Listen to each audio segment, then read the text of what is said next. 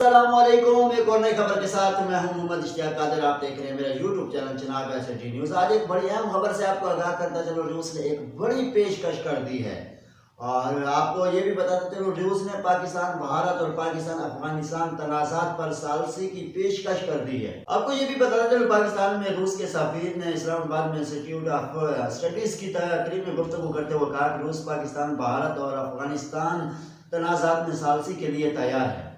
بتاتے چلو، روسی میڈیا کے مطابق روسی سفیر کا کہنا تھا کہ روس کو علاقائی سلامتی خصوصاً افغانستان کی صورتحال سے متعلق گہری تشویش ہے کہ جنوبی ایشیائی ممالک کے درمیان کشیدگی اکثر بیرونی قوتوں کی وجہ سے بھڑکتی ہے۔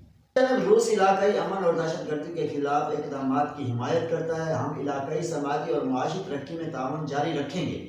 اور روسی سفیر کا کہنا ہے کہ روس پاکستان کو اہم علاقائی شراکت دار کے طور پر دیکھتا ہے۔ کہا ہے کہ صدر بائیڈن کے ویژن کے تحت علاقائی فرقین کو ہی حل کرنا چاہیے۔